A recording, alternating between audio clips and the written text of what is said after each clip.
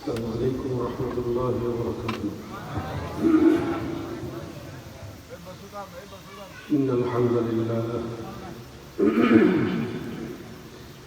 الحمد لله عظيم الذات عظيم الصفات سمي السمات كبير الشان جليل القدر رفيع الذكر مطاع الأمر جلي البرهان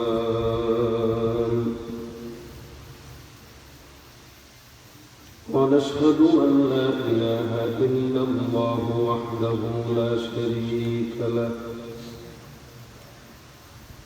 ونشهد أن سيدنا وسندنا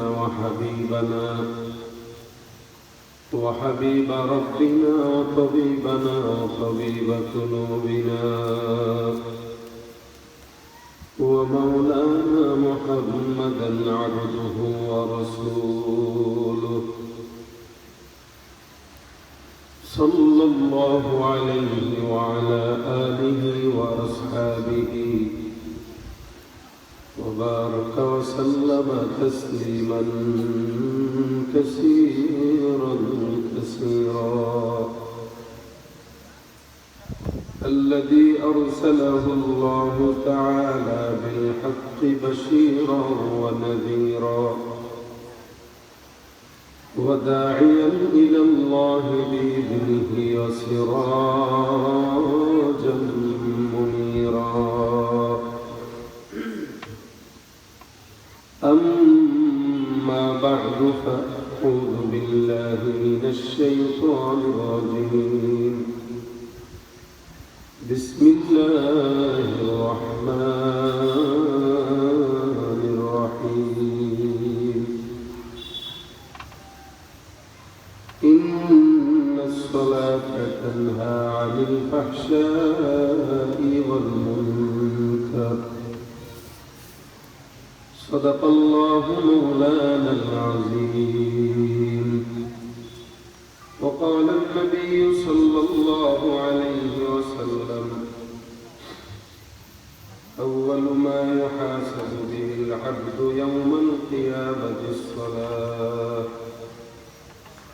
أو كما قال عليه الصلاة والسلام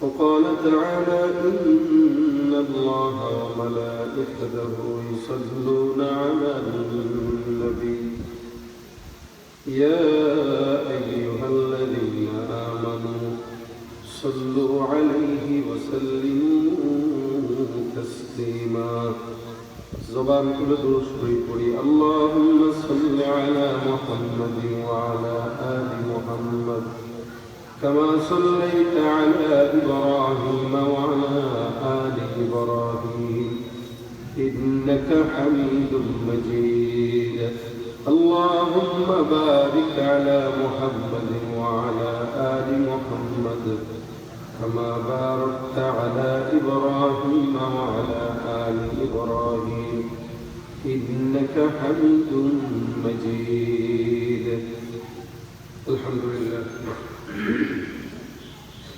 বিজয়পুর মধ্যমপাড়া বাইতুল আমান জামে মসজিদ ও প্রবাসী যুব সমাজ কর্তৃক আয়োজিত বার্ষিক ওয়াজ মাহফিলের আজকের সম্মানিত প্রধান অতিথি বিশেষ অতিথি সভাপতি সহ দিনপ্রিয় ইসলামীয় ভাইরা আল্লাহ পাকের দরবারে লাখ শুকর ও সুজুদ যে রব্বে কারীম দিনী মুযাকারাত আমাদেরকে শামিল হবার তৌফিক দান করেছেন সকলে বলি আলহামদুলিল্লাহ।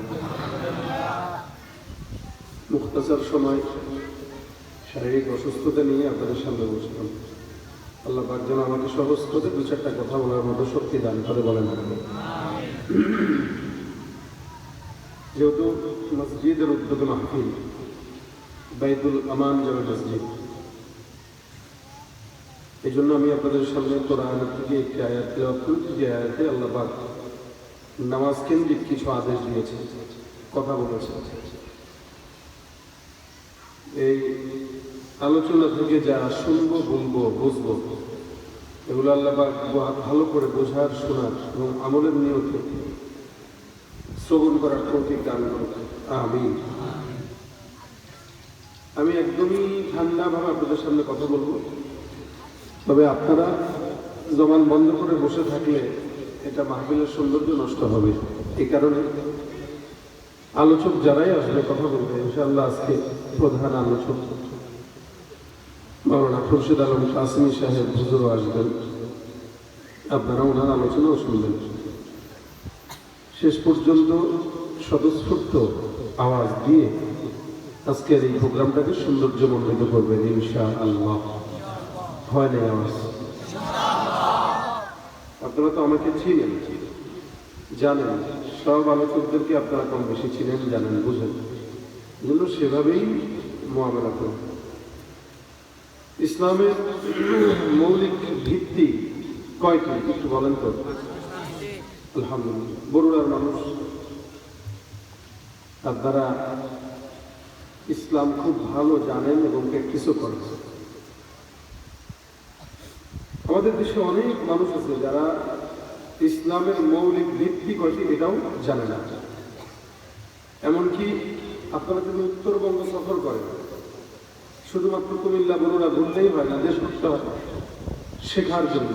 এটা আল্লাহ পাক আদেশ করেছেন ঘুরতে, আল্লাহ পাকের নিয়ামত দেখার জন্য, বোঝার জন্য, শেখার জন্য দেশ সফর করা। উত্তরবঙ্গে এরকম এরকম জায়গায় আমরা আলোচনা করতে যাই যেখানে মানুষ কালেমা তাওহীদ কি, কালেমায়ে শাহাদাত কি, এগুলো পর্যন্ত জানে না। এমন সূরা ফাতিহা পর্যন্ত জিজ্ঞাসা করলে তারা বলতে পারে না, এরকম মানুষও আছে। আমি বহু আগে একবার ইউটিউবে একটা ভিডিও দেখেছিলাম, এক ভাইকে প্রশ্ন করেছিল আরেকজন, ভাই আপনি একটু বলেন তো ইসলামের 4 জন নবীর নাম। ইসলামিক প্রশ্ন, তো যারা প্রশ্ন করছে সে আল্লাহর বান্দা জবাব দিতেছে 4 জন নবীর নাম বলা কি এটা ব্যাপার? আবু বকর, ওমর, ওসমান, আলী, এরা কি যে চিত্রকলা গুলো জানে, কিন্তু এ দামরা বেটা সে কয় আবু বকর, ওমর, ওসমান, আলী কি নবী। এই হইল আমাদের ইসলাম। আমরা ইসলামের মৌলিক ভিত্তি জানিও না এবং ইসলামের আনুষঙ্গিক কিছুও জানি না, কিভাবে অন্যায়ের প্রতিবাদ করতে হয় এটাও জানি না, যেটা আজকে প্রমাণ করব। ওলামা ইকরামদের ডাকে সারা বাংলাদেশের মানুষ, তাওহীদি জনতা, আজকে ইসরায়েলের বিরুদ্ধে স্লোগানে সারা বাংলাদেশ মুখরিত করেছে। শুধু আলেমরা যায় না, সারা বাংলাদেশের সমস্ত ঘরানার মানুষ গেছে আলহামদুলিল্লাহ। এবং এই আন্দোলনে প্রত্যেকটা মানুষের যাওয়া ইমানি দায়িত্ব। কি বলেন আপনারা? আপনাদের দায়িত্ব না, সবার দায়িত্ব। কাদের কাদের দায়িত্ব বলেন তো? আল্লাহু আকবার। এটা আমাদের দায়িত্ব, প্রত্যেকের দায়িত্ব। গেছে আলহামদুলিল্লাহ, ভালো কথা। আমরা সেখানে গেলাম, মিছিল হইল, মিছিল হইল, সব হইল, কিন্তু ফাঁকতালে আরেক দল ইসরায়েলের বিরোধিতা করতে যায় বাটা কোম্পানির শোরুমে যায় ভাঙচুর করে জুতা চুরি টুরি করে বাঁচত। গেছে ইসরায়েলকে নিন্দা জানাইতে, ওই নিন্দা জানাইতে যায় বাটা কোম্পানির জুতা চুরি করে ঘরে নিচ্ছে। মানে সে গেছে কিন্তু ইসরায়েলি পণ্য বয়কট করতে, বয়কট করতে যায় পণ্য ঘরে নিয়ে পায়ে দিয়ে রওনা দিচ্ছে। এটা কি প্রতিবাদ? কি বলা হয় আপনাদের? প্রতিবাদ এটা না। প্রতিবাদ প্রতিবাদের ভাষায় করতে হয়। আমাদের সর্বোচ্চ প্রতিবাদ আমরা আজকে থেকে করব। আমাদের দেশে, আমার দোকানে, আমার এলাকায় ইসরায়েলি পণ্য নিয়ে কোনো ভ্যান গাড়ি, কোনো মাল ঢুকতে পারবে না। প্রতিবাদ হওয়া লাগবে। বাংলাদেশের কোন মুসলমানের ঘরে ইসরায়েলি ন্যূনতম কোনো কোরআন ব্যবহার করা চলবে না। হারাম হারাম হারাম হয়ে যাবে। মুসলমানের পণ্য আছে।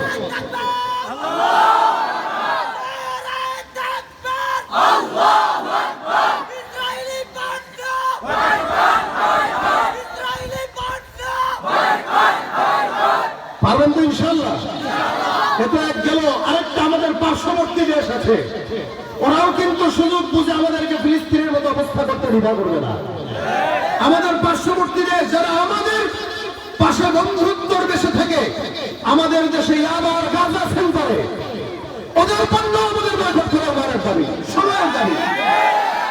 যারা মুসলমানদের রক্ত নিয়ে হোলি খেলে তাদের কোনো পণ্য মুসলমান গায়ে রাখবে না, জামা গায়ে দিয়ে পড়বে না, জুতা থাকলে পড়বে না, প্রত্যেকটা ইসরায়েলি পণ্য আগুনে পুড়িয়ে দেওয়া দরকার, ছুঁড়ে ফেলে দেওয়া দরকার, ঠিক কিনা বলেন? এটা ইমানের দাবি। এই দাবিটা এতটুকু সীমাবদ্ধ, আমরা একটুকুই করতে পারবো, এর বেশি পারবো না। আমরা বর্ডার যদি খোলা থাকতো, আমরা বর্ডার খুলে চলে যেতাম জিহাদের ময়দানে, আল্লাহর কসম চলে যেতাম জিহাদের ময়দানে, যদি খালি বর্ডার খোলা থাকতো।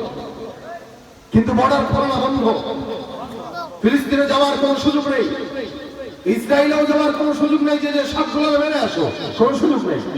কিন্তু আমরা এখান থেকে দোয়া করতে পারবো, আর তারা যেই আমাদের মাথায় কাঁঠাল রেখে এই কোষগুলো তুলে তুলে খায়, ওই কোষ তুলে খাওয়ার হাত বন্ধ করে দিতে পারবো, এটা আমাদের সামর্থ্য আছে।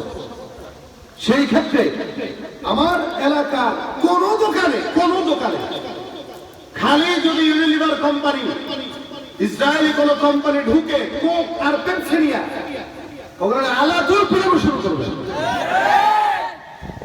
এছাড়া কোনো রাস্তা নেই। কোন প্রকার পণ্য ঢুকবে না, মুসলমানদের পণ্য যেগুলো খুঁজে খুঁজে বের করেন, দেশীয় পণ্য ব্যবহার করেন, দেশপ্রেম বাড়ান। আমরা আসল রাজাকারদেরকে বিদায় করেছি আলহামদুলিল্লাহ, নতুন বাংলাদেশে যারা বিদায় হয়েছিল ওরা ছিল আসল রাজাকার, কিন্তু এতদিন তারাই মুক্তিযোদ্ধার বেশে ছিল, ঠিক না? রাজাকার গুলো বিদায় হয়েছে, এখন যারা দেশে আছে এরাই এদেশের মূলত দেশপ্রেমিক। সুতরাং দেশপ্রেমিক যদি হয়ে থাকে, ইসরায়েলি মোহাম্মদ বাদ দিয়ে এখন থেকে নিজেদের পণ্য কেনা শুরু করে। যা হয়েছে হয়েছে, এতদিন আমরা তো তাদের পণ্য ছাড়া বাঁচতে পারি নাই এরকমই মনে করেছি, কিন্তু না, বাঁচা যাবে।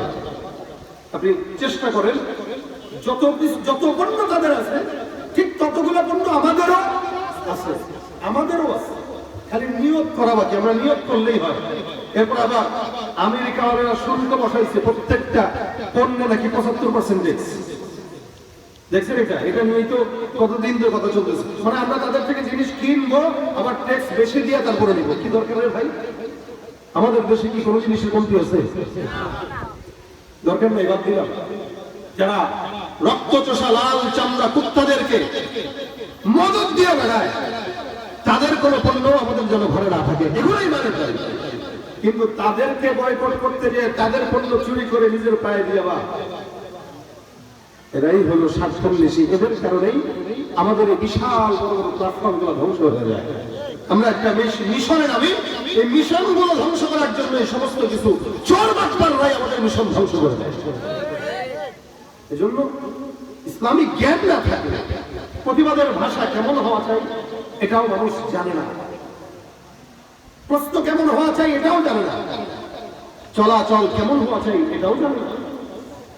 এজন্য ভাই, জানার কোনো মানুষের সবচেয়ে বড় শত্রু হইল তার মূর্খতা। এটা মানুষের সবচেয়ে বড় শত্রু অজ্ঞতা, মূর্খতা। সে ওই শত্রুকে ঘায়েল করে না, কিন্তু যে তাকে ভুল ধরায় দেয় তাকে ঘায়েল করতে চায়। মূলত যে ভুল ধরায় দিল সে বন্ধু, কিন্তু আমরা ভুল ধরায় দিলে আমরা চেকি কিরে ও আমার ভুল ধরলো, অথচ ভুলটা কেন ধরলো ওই দিকে যদি নজর দিত তাহলে অজ্ঞতা থাকতো না, জ্ঞান বাড়ত, তার শত্রু বাড়তো না, বন্ধু বাড়ত। আপনারা বড়ুয়ার মানুষ, আপনারা এই এলাকার আশেপাশে আর ইব্রাহিম সাহেব রহমতুল্লাহ সহ এইদিকে আপনাদের অনেক বুজুর্গ দিনদের এলাকা, মাদ্রাসা, বড়ুয়া মাদ্রাসা পাশে আপনাদের আলহামদুলিল্লাহ ইসলামী মূল্যবোধ এবং জ্ঞান অনেক যথেষ্ট আছে, খালি প্র্যাকটিসটা করা বাকি। আমরা এখানে যারা বসছি আমরা মাহফিল সবাই শুনি, প্র্যাকটিসটা করা বাকি। যদি প্র্যাকটিস যদি শুরু করি ইনশাআল্লাহ আমরা প্রত্যেকে এক একজন মুজাহিদ হয়ে যাবো ইনশাআল্লাহ। আল্লাহ পাক আমাদেরকে মর্দে মুজাহিদ হিসেবে কবুল করুন। আমরা এই মাহফিল থেকে এতগুলো মানুষ এখান থেকে আমার চেয়ে সবাই আমলের দিক থেকে এগিয়ে, এলেমের দিক থেকে তো আলহামদুলিল্লাহ বহুত এগিয়ে। আমি আপনাদের এই সবাইকে নিয়ে একটা দোয়া করি, আল্লাহ ইসরায়েলি লাল কুত্তাদেরকে তুমি সাইজ করে দাও, যারা বলেন আমিন। ইনশাআল্লাহ ইসলামের বিজয় একদিন না একদিন আমাদের কপালে আসবে। ওই লাল কুত্তা বাহিনীরা ইনশাআল্লাহ পালানোর জায়গা পাবে না। রাসূল বলে গিয়েছেন কিয়ামতের আগে মাঠ যখন তারা খাবে, গাছ পর্যন্ত বলে দিবে যে আমার পিছনে একটা ইহুদি আছে, এখানে হত্যা করো। সেদিন বেশি দূরে নয়, ইনশাআল্লাহ সেদিন সামনে আসবে। তবে ভয় করা যাবে না, ভয়কে জয় করে সামনের দিকে যদি আপনাদেরকে ডাক দেওয়া হয়, এখন বিশ্বের চতুর্দিক থেকে অনেক ওলামা কেরাম ডাক দিচ্ছে জিহাদের ডাক। হ্যাঁ, যদি আরো বড় পরিসরে ঐক্যমতের সঙ্গে যদি ডাক দেওয়া হয়, ইনশাআল্লাহ জিহাদের জন্য রাজি থাকবেন তো? ইনশাআল্লাহ। 60 বছরের শিশু থেকেও আমাদের জিহাদ শেখা দরকার। কারা কারা জিহাদের জন্য তৈরি থাকবে তো হাত তুলে দেখা দেয়। নারায়ে তাকবীর, নারায়ে তাকবীর।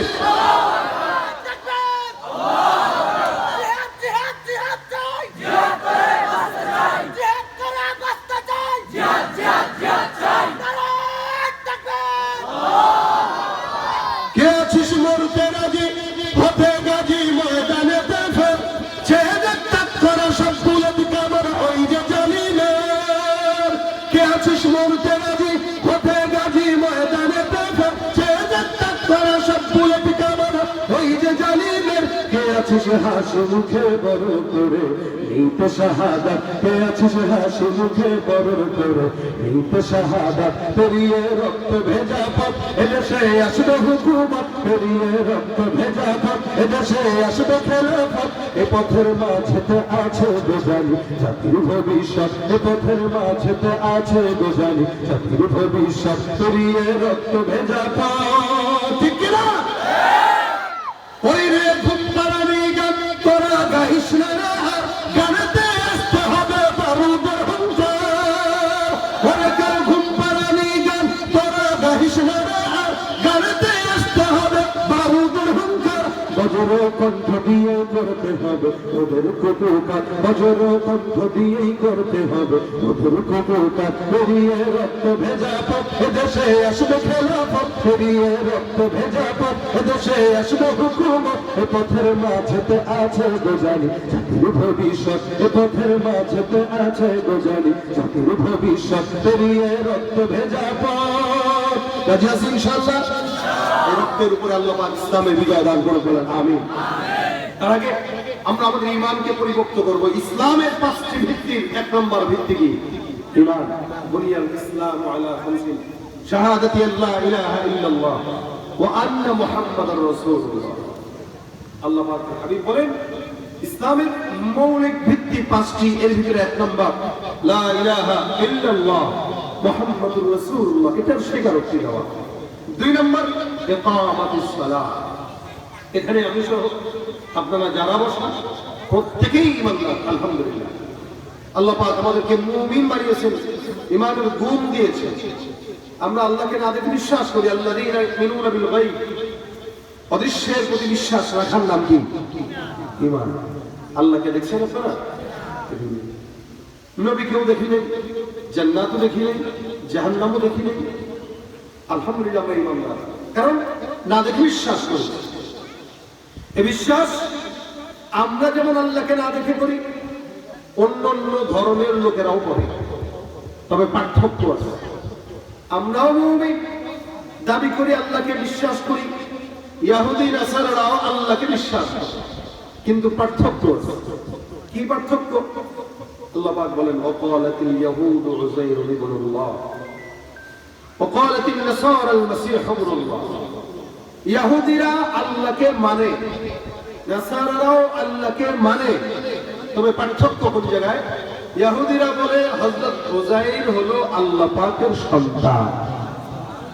জোরে কন্যা নাউযুবিল্লাহ। আল্লাহ পাকের সন্তান আছে, কিন্তু তারা উযাইরকে আল্লাহর সন্তান মানে। ওয়াকালাতিন নাসারা আল মাসীহ ইবনুল্লাহ। নাসারা বলেন মাসীহ অর্থাৎ ঈসা, ঈসা মাসীহ। এরা বলে ঈসা হলো আল্লাহর সন্তান। আর আল্লাহ পাক বলেন কুল হুয়াল্লাহু আহাদ আল্লাহুস সামাদ লাম ইয়ালিদ লাম ইউলাদ। আল্লাহ এমন একজন যে কারো থেকে জন্ম নেয় না, কাউকে জন্ম। এইটার উপরে বিশ্বাস করি আমরা। আমরা এই কথা বিশ্বাস করি লা ইলাহা ইল্লাল্লাহ, যে আল্লাহ ছাড়া কেউ নেই, না কাউকে জন্ম দেয় না কারো থেকে জন্ম নেয়। তিনি হলেন কে? তাহলে আমাদের বিশ্বাস আর তাদের বিশ্বাসের পার্থক্যই। তারা আল্লাহকেও মানে আবার গাছের পূজাও করে, আল্লাহকেও মানে সূর্যের পূজাও করে, আল্লাহকেও মানে চন্দ্রের পূজাও করে, আল্লাহকেও মানে আবার মূর্তির পূজাও করে। আফারাআইতুমুল লাতা ওয়াল উজ্জা ওয়া মানাতা সালিসাতাল উখরা, তাদের অনেক খোদা, আর আমাদের খোদা একটা। এজন্য তাদের ঈমান আর আমাদের ঈমানের পার্থক্য এই জায়গায়। আল্লাহ রাসূল বলেন, এই ঈমান আনার পরে তোমাদের সর্বপ্রথম যে দায়িত্ব ওটাই হলো আকিমিস সালাত, নামাজ প্রতিষ্ঠা করা। দেখেন আল্লাহ পাক কোরআনে শত জায়গায় প্রায় নামাজের আদেশ দিয়েছেন, কথা বলেছেন। কোন জায়গাতে নামাজ আদায়ের জন্য বলেন নাই, প্রতিষ্ঠার জন্য বলেছেন। আদায় এক জিনিস, প্রতিষ্ঠা আরেক জিনিস। আদায় আমি নিজে পড়লাম, কিন্তু আমার ঘরে বিবি পড়লো না, আমার সন্তান পড়লো না, আমার কোনো নজরই নেই, এটা আদায়। আর প্রতিষ্ঠা হলো রাষ্ট্রীয়ভাবে আইন থাকবে, এদেশে নামাজের আজান হবে তো সাথে সাথে মসজিদে ঢুকতে হবে, এটা প্রতিষ্ঠা। সৌদিতে প্রতিষ্ঠা। দোকানপাট আজান হয়ে গেছে যদি খোলা থাকে, বাস গানামা লাগা যায়। যারা বিদেশে থাকেন, সৌদি থাকেন, আসেন দিকে ওরকম সৌদি প্রবাসী, আপনাদের এই সমস্ত অঞ্চলে তো প্রবাসী ভাইরা অনেক। আমরা যখন যাই হজ ওমরাতে তখন দেখি কুমিল্লা, বরুড়া, চাঁদপুর, টাকসাম এই এলাকার মানুষ বেশি, এরা ভালো করে জানে। ওখানে নামাজ প্রতিষ্ঠা, আজানের সময় আর কিছু হোক বা না হোক দোকান বন্ধ করে নামাজে দাঁড়ায়, এটা প্রতিষ্ঠা। আমাদের দেশে নামাজ প্রতিষ্ঠা নাই। যদি প্রতিষ্ঠা থাকতো, সরকার থেকে শুরু করে প্রত্যেকটা এমপি মন্ত্রী আজান দেওয়ার সাথে সাথে নামাজে দাঁড়ায় যেত, প্রতিষ্ঠা নেই। আল্লাহ পাক এই জন্য বলেন প্রতিষ্ঠা করো, ইকামাতিস সালাত আল্লাযীনা ইউমিনুনা বিল গায়ব ওয়া ইউকিমুনাস সালাত। ঈমানদার যারা, তারা আল্লাহকে না দেখে বিশ্বাস করবে, তারপরে এই নামাজ আদায় করবে, প্রতিষ্ঠা করবে। সব জায়গাতে আল্লাহ পাক নামাজ প্রতিষ্ঠার কথা বললেন। আল্লাহ পাক জায়গায় জায়গায় বলেন, আকিমিস সালাতা লিদুলুকিশ শামসি ইলা গাসাকিল লাইলি ওয়া কুরআনাল ফাজর ওয়া আকিমিস সালাতা তারফাইন নাহারি ওয়া যুলফাম মিনাল লাইল। আল্লাহ বলেন, নিশ্চয়ই নামাজ হলো ইবাদত, ইন্নাস সালাতা তানহা আনিল ফাহশাই ওয়াল মুনকার। নামাজ এমন একটা ইবাদত যে ইবাদতটা বান্দার সমস্ত গুনাহ থেকে বান্দারে বাঁচায়। এখন সব গুনাহ কি? আল্লাহ পাক বলেন ফাহশা ওয়াল মুনকার। নামাজ ফাহিশা এবং মুনকার গুনাহ থেকে বান্দারা ইবাদত করে। ফাহিশা গুনাহ হলো ইচ্ছাকৃত মানুষকে গালি দিছেন, এটা ফাহিশা গুনাহ। কাউরে কষ্ট দিলেন, ইচ্ছাকৃত যে অন্যায়গুলো, নোংরামিগুলো মানুষ করে, এগুলো ফাহিশা কাজ। আর মুনকার বলা হয় ইবাদত মনে করে করে, কিন্তু আসলে ইবাদত নয়, ওটা গুনাহ। আমাদের দেশে মানুষ গীবতের গুনাহ করে কি করে না? সেটা করে গীবত করে। কিন্তু কিছু কিছু ভাই আছে গীবতকে গীবত মনে করে করে না, নেকি মনে করে করে। কিভাবে? তো ভাই গীবত হয়ে যদিও এরপরে একটু বলি, শুনে এই কথা বললাম শুরু করে। কোথায়? মসজিদে বসে করতেছে। মসজিদে বসে একসঙ্গে 10 জন নিয়ে তালিমে বসলো, তালিম শেষ, এবার শুরু করে দিচ্ছে গীবত। আমি গীবত করতেছি, আরে না আমি গীবত না, তার সামনে ডাকেন, তার সামনে বসে বসে, এটা আমার ইমানের দায়িত্ব, তার ব্যাপারে সতর্ক করা। আচ্ছা ভাই, কোনটা সতর্ক কোনটা কি এটা বুঝতে হবে। গীবত কি? রাসূল সাল্লাল্লাহু আলাইহি ওয়াসাল্লাম বলেন, আতাদরুনা মাল গীবা, তোমরা কি গীবত কি জানো?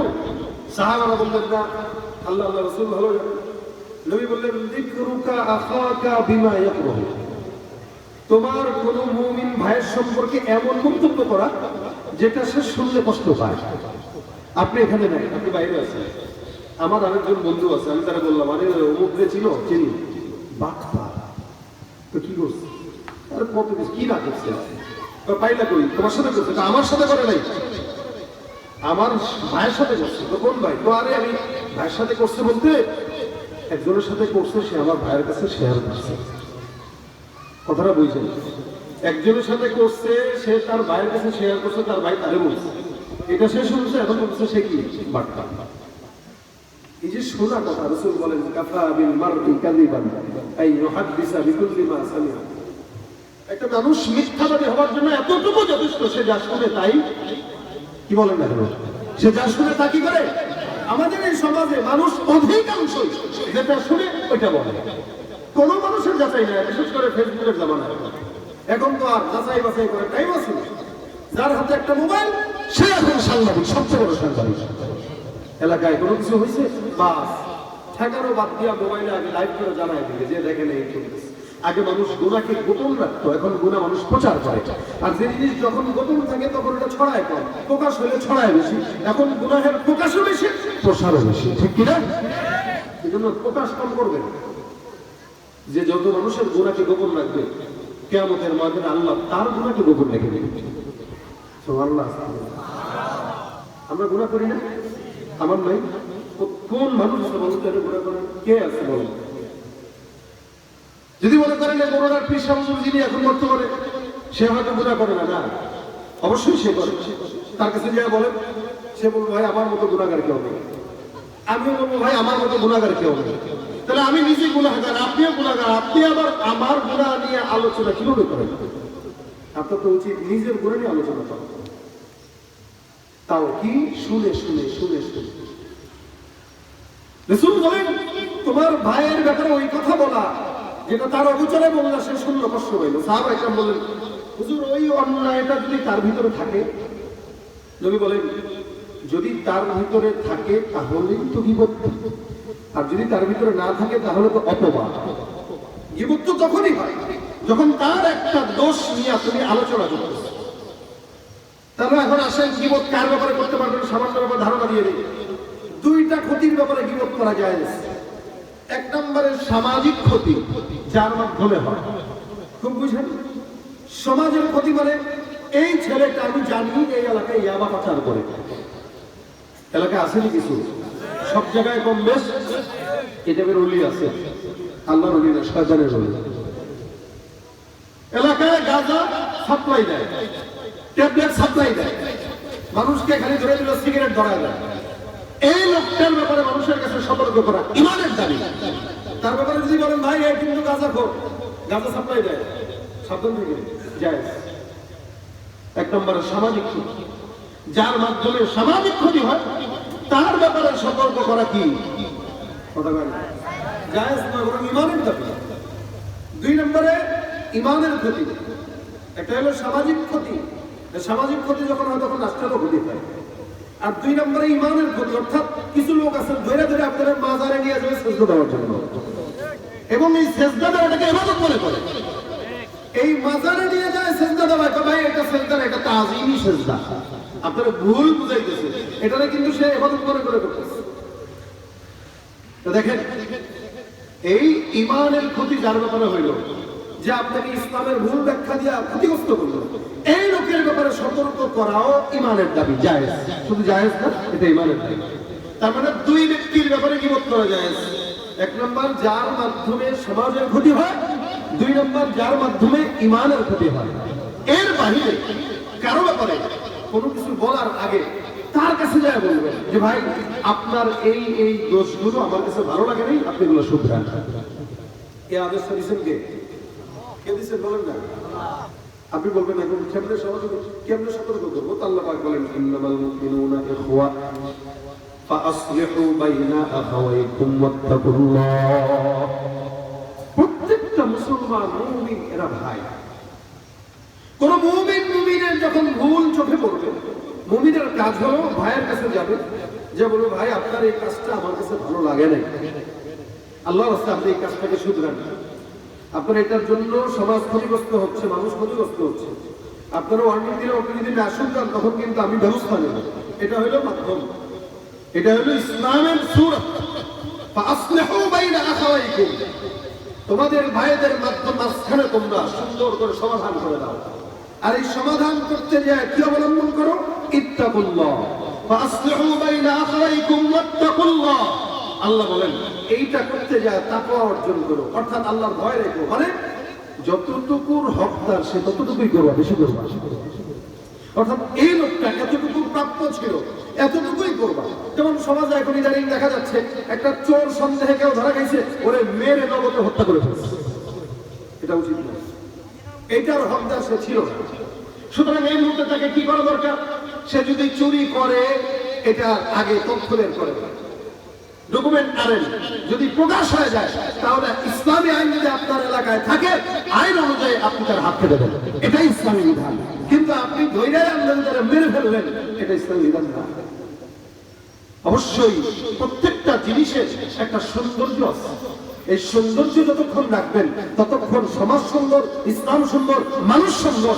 আর যখন ইসলামের যে ভাবধারা ওইটা পরিপূর্ণ না বুঝবে তখনই মানুষ দাঙ্গা হাঙ্গামায় লিপ্ত হয়। এ মরলো সেও জানলো না কেন মরলাম, যে মারলো সেও জানলো না কেন মারলো। এই জন্য রাসূল সাল্লাল্লাহু আলাইহি ওয়াসাল্লাম বলেন আল কাতিল ওয়াল মাকতুল কিলাহুমা ফিন্নার। নবী বলেন শেষ জামানায় হালত এরকম হবে, যে মারবে যে মরবে উভয় জাহান্নামে। সাহাবা একরাম ডাক দিয়া বলেন ইয়া রাসূলুল্লাহ, যে মারবে সে না জাহান্নামে হইতে পারে, যে মরবে সে জাহান্নামে কেন হবে? নবী ডাক দিয়া কয় যে মরবে আর যে মারবে উভয় জাহান্নামে হওয়ার কারণ এটাই, যে মরতে গেছিল সে তার শক্তি না থাকার কারণে মরছে, কিন্তু যখন মারামারি লাগছে তখন তারও খেয়াল ছিল যে আমি তোরে মারবো। এই জন্য সেও কিন্তু 10টা ঘুষি দিছিল, কিন্তু ঘুষি 10টার পরে সামলাইতে পারে না, এবার 20টা খাই ফেলছে তো মরে গেছে। নবী বলেন এই যে উভয়ের ভিতরে মারামারির যে একটা প্রতিযোগিতা, এই নোংরা প্রতিযোগিতার কারণে যে মরছে সেও জাহান্নামী, যে মেরেছে সেও জাহান্নামী। এই কারণে কোন জায়গায় মারামারি লাগতে দেখলেই চিল্লাম দেয় না আমাদের দেশের মানুষ। এটা নোংরা একটা মন মানসিকতা, নোংরা মন মানসিকতা। এর চেয়ে নোংরা মন মানসিকতা হতে পারে না। একসাথে দেখলো 10 জন মার মার মার বাস, আরে ভাই আপনি থামান, এ ভাই কি হয়েছে, সমাধান করে দেন। যাক, আমার কথা ওদিকে না, আমার কথা ওইটাই যে কারো ব্যাপারে যদি কোনো তথ্য আপনার কাছে থাকে ওটা যাচাই বাছাই করবেন। ফাতাবাইয়ানু, আল্লাহ পাক বলেছেন যখন তোমাদের কাছে কোনো ফাসিক ফুজ্জার কারো ব্যাপারে কথা নিয়ে আসবে তোমরা ওইটাকে যাচাই বাছাই করো। এটা আল্লাহ পাকের আদেশ, এছাড়া জীবন করেন না। আল্লাহ পাক বলেন নামাজ যদি কারো ঠিক থাকে, ইচ্ছাকৃত অনিচ্ছাকৃত এই টাইপের সব গুনাহ থেকে আল্লাহ ওই বান্দাকে হেফাজত করবে। সুবহানাল্লাহ। এখন দেখেন আল্লাহ বলতেছেন নামাজ বান্দাকে হেফাজত রাখে। ইন্নাস সালাতা তানহা আনিল ফাহশাই ওয়াল মুনকার, নামাজ বান্দাকে যাবতীয় গুনাহ থেকে বাঁচায়। কিন্তু আমরা সমাজের মধ্যে দেখি নামাজটা শেষ করে মসজিদ থেকে বের হতে দেরি হয় নাই, বিশাল বড় সিগারেট ধরায় ধরায় টানা শুরু করে দেয়, আছে না নাই? নামাজও পড়ে, এমন বান্দা আছে সুদের টাকা দিয়ে ব্যবসা লাগায়। নামাজ পড়ে 5 ওয়াক্ত মসজিদে যায়, নামাজ 24 ঘন্টা তার জন্য বরাদ্দ, সামনে চেয়ার বরাদ্দ রাখে, চেয়ার ছাড়া তার নামাজ সহি হয় না, এরকম একটা হাল। এমন কোনদিন নেই যেদিন ফজর থেকে এশা পর্যন্ত নামাজ আদায় করে না, কিন্তু তার চুল থেকে পা পর্যন্ত সব কিছু হারামের টাকা। এ মুসলমান, আল্লাহ পাক রব্বুল আলামিন কয় নামাজ বান্দাকে সকল প্রকার গুনাহ থেকে বাঁচায়, কিন্তু সেই বান্দা নামাজও পড়ে গুনাহও করে। বুঝতে হবে ওই বান্দার নামাজ আসল নামাজ নয়, ওগুলো সব হলো ভণ্ডামি আর লোক দেখানো নামাজ। যার কারণে আমরা অতীতগুলোতে দেখেছি আমাদের দেশে মানুষরা আসলে অধিকাংশ মুসলমান যারা দাবি করে নামাজি দাবি করে, এগুলো সবগুলো লোক দেখানো নামাজি। এগুলার নামাজ আল্লাহ কাছ পর্যন্ত পৌঁছানো তো দূরের কথা, মসজিদেই এগুলার নামাজ ঠিক মতো পৌঁছায় না। যার কারণে একদিকে নামাজ আদায় করে, আরেকদিকে এমন কোনো গুনাহ নাই যেগুলো করে না। আমাদের দেশের মানুষ নামাজ আদায় করে লোক দেখানোর জন্য, ভোট পাওয়ার জন্য, সারা বছর কোনো নামাজের খবর নাই। নির্বাচন যখন চলে আসে দেখবেন মসজিদে মসজিদে হুজুরদের কাছে দোয়া নিতে যায়, আসলে দোয়া দিতে যায় না, মানুষের কাছে ভণ্ডামির মুখোশ দেখাইতে যায় যে আমিও নামাজ আদায় করি। মনে রাখবেন যে ব্যক্তি ভোট পাওয়ার জন্য নামাজ আদায় করে, ধান্দার জন্য নামাজ আদায় করে, ওটা আসল নামাজি নয়, ওটা ভণ্ড। এর আগে দেখেন আমাদের দেশের নামাজিরা আপনার মতো আমাদের মতো লোকদেরকে বলদ প্যাকলি বুঝাই গেছে 80 রাকাত তাহাজ্জুদের নামাজ পড়ি। 80 রাকাত তাহাজ্জুদের নামাজ পড়লে জনগণের টাকা চুরি করে কেমনে খাইছে? কি করার দল? আপনারা এই দলের লোক থাকতে পারেন, তাই চুপ থাকবেন? ওই দলের লোকরাও তো অনেকটাই সাপোর্ট করে না, তাই না? আরে বাংলাদেশে তো এই দল দুইটাই। এই 53 বছর ধরে আমরা দুইটা দলই দেখে আসতেছি, একবারে একবারে একবারে একবারে। আগামীতে আমরা আর এদের কাউরে দেখতে চাই না। সরল ভাষায় কথাটা বলে দিলাম, কারণ এই 53 বছর পর্যন্ত সরকারের ক্ষমতার পালাবদল দেখেছি, শান্তির উপরে চুরি আর বাচ্চাকে দেখেছি। সুতরাং ইসলামের দেশ যতক্ষণ না হবে শান্তি আশা করা যাবে না।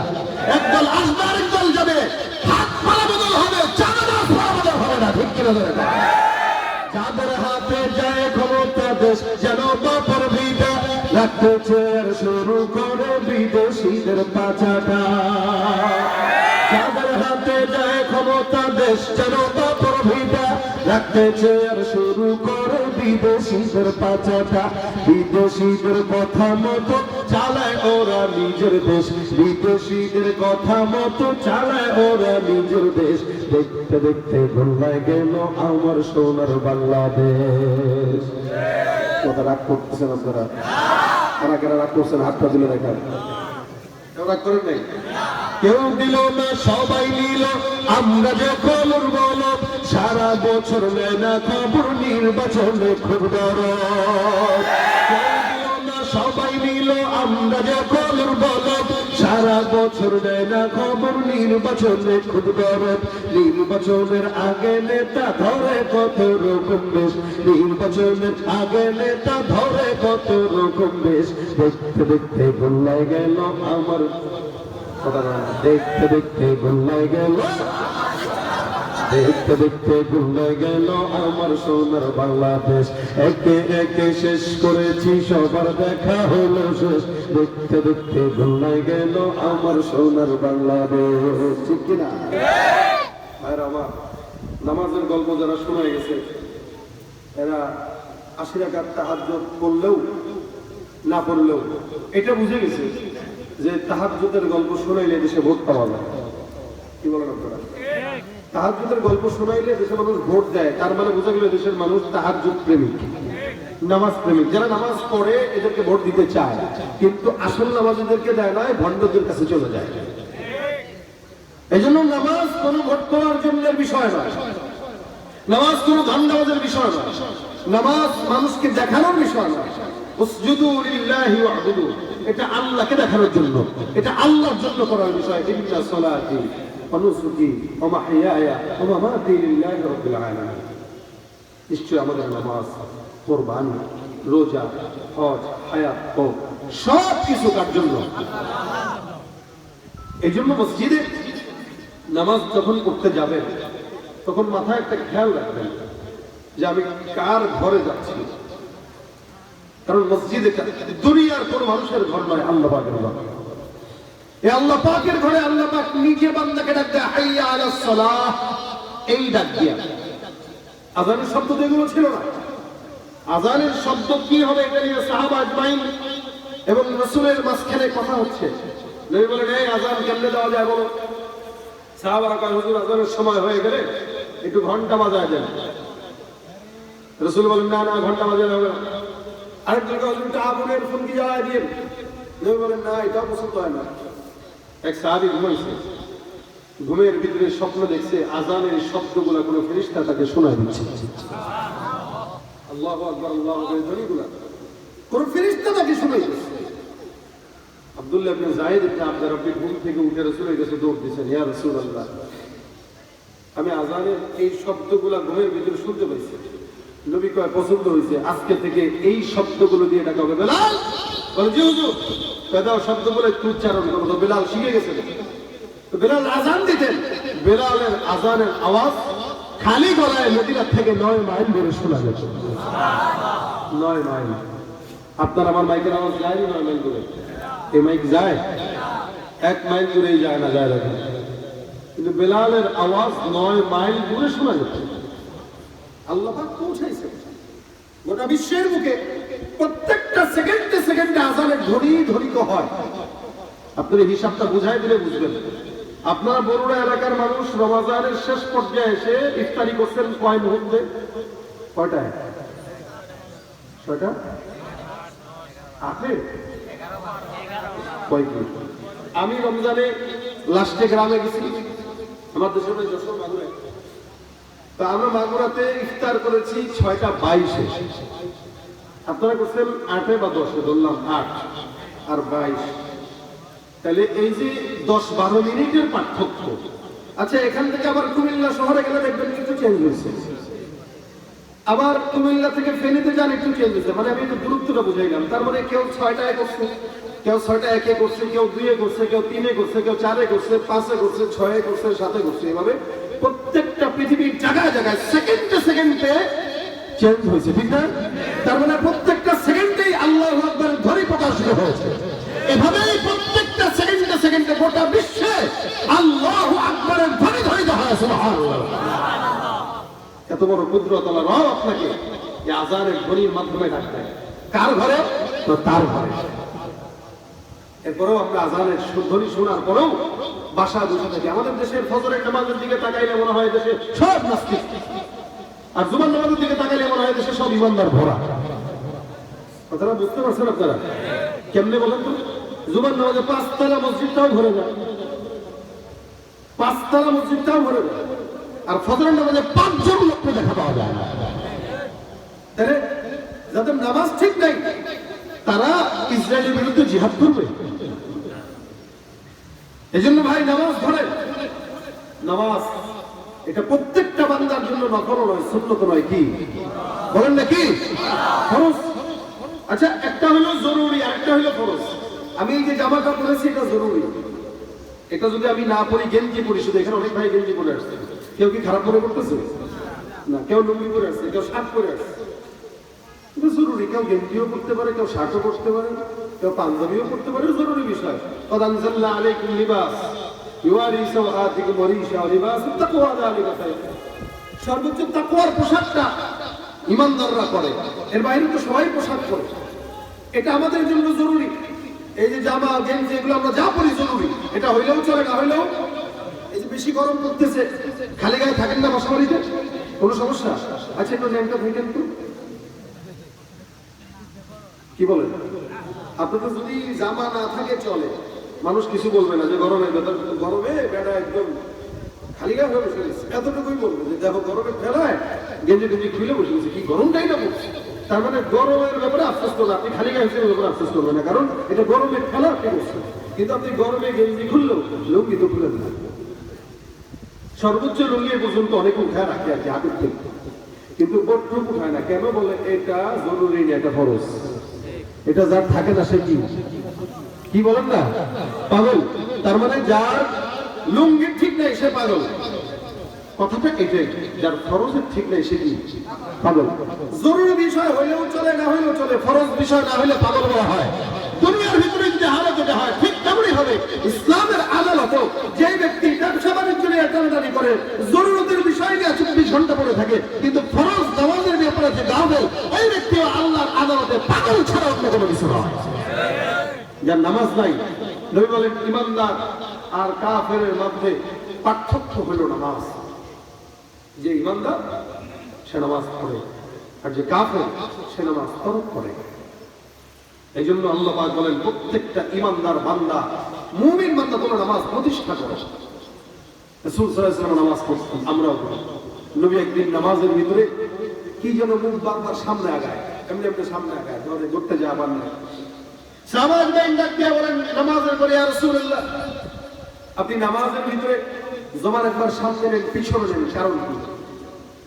রাসূল সাল্লাল্লাহু আলাইহি ওয়াসাল্লাম বলেন তোমরা কেমনে দেখছো? বিতাহরিকি লিহিয়া, দাড়ি মোবারক নড়ছে চড়ছে, এরকম করে কি জানি করতে গেছেন, আমরা বুঝতে পারছি। সাহাবারা রাসূলের দিকে তাকাইতেন, এটা তো ইবাদত ছিল, কারণ তারা লক্ষ্য করতেন নবী কেমনে নামাজ পড়ে। রাসূল সাল্লাল্লাহু আলাইহি ওয়াসাল্লাম জবাব দিতেছেন যে শোনো, আমি যখন নামাজে দাঁড়ালাম তো আল্লাহ পাক জান্নাতের নিয়ামত আঙ্গুরের ঠোকা আমার চোখে তুলে তুলে দিয়েছে। এটা ছিল রাসূলের নামাজ।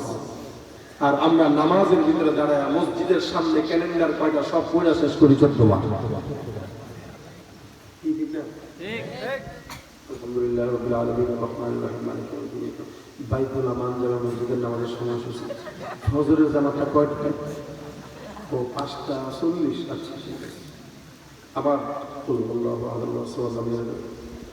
ও মোবাইল ফোন বন্ধ রাখুন, ইন্নালিল্লাহ, মোবাইল থেকে খোলা না সাইও, মোবাইলের দিকে আবার এক নামাজের ভিতরে 14 দিকে এদিকে নামাজ পড়ে 150 টাকার জুতা সামনে রাখছে, এই জুতার দিকে 24 বার টাকা জুতার। এইগুলো আমাদের নামাজ। বাবা ছেলেটা মসজিদে নিয়ে গেছে, এখন সামনে একজন গেছে সেজদায়, এই দিছে ওসা ওসা। আর নামাজের মধ্যে তো মারতে পারে না, কি করবে? এমনি দেখছি এগুলো ভাই, অনেক দেখি আমরা। একজন খালি একটু দূরে দাঁড়াইলেই হচ্ছে, বাস টান দিয়ে নিজের কাছে নিয়ে আসা, মানে যত কিচ্ছা খাই সব নামাজের ভিতরে। এত নামাজ কিভাবে হয়? এই জন্যই তো আল্লাহ বলেন ফাওয়াইলুল লিল মুসাল্লিন, আল্লাযীনা হুম আন সালাতিহিম সাহুন আল্লাযীনা হুম ইউরাউন। ওরা যারা নামাজ পড়ে এই সমস্ত নামাজীদের জন্য ধ্বংস, কারণ এরা নামাজে আলসামি করে, এরা মানুষকে দেখানোর জন্য করে। এই জন্যই তো আমাদের দেশে ফজরের জামাতের একটু যদি লম্বা হয় পিছনে সব যক্ষা রোগী সিরিয়াল ধরে কাশা শুরু করে দেয়। আর রমজান তো দেখছেন আপনারা, তারাবির নামাজ পড়ছেন, যে মসজিদে যত বেশি 5G গতি ওই মসজিদে মুসল্লি তত বেশি। আমাদের এলাকার হাফেজ বাপ ও তেলাওয়াত না, তুফান তুফান। ও যে আলহামদুলিল্লাহ পরে জ্বললেন পরে মাঝখানে কি পড়ে এটা বুঝে না, আমরাও বুঝি না। এর পিছনে পড়বেন নিয়ে 2 ঘন্টা তেলাওয়াত পিছনে নামাজ পড়ে কি টাইম আছে নাকি? তারাবি পড়া পড়ি যে একটু বেশি, আল্লাহ বুঝতো আমাদের সওয়াব দিব, আল্লাহ বুঝতো। এই জামানে আমরা তারাবি করতেছি, কত বড় শয়তান। এই জন্য আল্লাহ বলেন কিছু কিছু মানুষকে রাসূল আপনি দেখবেন ওয়াইদা কাওমু ইলাস সালাতি কাওমু কুসালা, কিছু আছে যারা এদেরকে দেখবেন এরা আলসামি নিয়ে নামাজে দাঁড়ায়। আবার আমার মশা কামড়েছে পড়তেছে ইউরাউনান নাস ওয়ালা ইয়াযকুরুনাল্লাহ ইল্লা কালিলা। আল্লাহ পাক বলেন এরা মানুষকে দেখানোর জন্য নামাজ পড়ে, এই নামাজ কিয়ামত পর্যন্ত পড়লেও জান্নাত কোনদিন জুটবে না। অথচ রাসূল বলেন মিফতাহুল জান্নাতিস সালাহ, নামাজ এটা কিসের চাবি? সব চাবি দিয়ে সব তালা খুলে না। আপনি আপনার দোকানে নির্দিষ্ট তালা লাগাচ্ছেন, নির্দিষ্ট চাবিও কিন্তু আছে। আপনি নির্দিষ্ট চাবি না নিয়ে উল্টা পাল্টা চাবি দিয়ে সারাদিন গোটাইলেও তালা খুলবে না। ঠিক তেমনই ভাবে জান্নাতের তালা খোলার জন্য জান্নাতের যে তালার নির্দিষ্ট চাবি আছে নামাজ, ওইটাই দেওয়া লাগবে। আপনি রাজনীতির জন্য নামাজ পড়ছেন, ওই নামাজ দিয়ে জান্নাতের তালা খুলবেন, গোটাবেন না, গোটা চাবি তো জং ধরা। এই জন্য নামাজ কিভাবে পড়বেন? কদ আফলাহাল মুমিনুন আল্লাযীনা হুম ফি সালাতিহিম খাশিউন। মুমিন যারা তারা তাদের নামাজের মধ্যে আল্লাহকে ভয় করে চলে, নামাজের আল্লাহর জন্য আদায় করে। নবী করিম সাল্লাল্লাহু আলাইহি ওয়াসাল্লাম বলেন নামাজ যখন পড়বা বা কোনো ইবাদত যখন তোমরা করবা কেমনে করবা? আল্লাহ হাবিব সাল্লাল্লাহু আলাইহি ওয়াসাল্লাম বলেন আনতা আবুদাল্লাহা কাআন্নাকা তারা ফা ইন লাম তাকুন তারাহু ফা ইন্নাহু ইয়ারাক। ইবাদত এমন ভাবে করবা যেন তুমি তোমার মাওলাকে দেখো, আর যদি তোমার ইবাদত এমন না হয় এমন ভাবে ইবাদত করো যেন তোমার মাওলা তোমারে দেখে। নামাজে দাঁড়াবো কে দেখবে?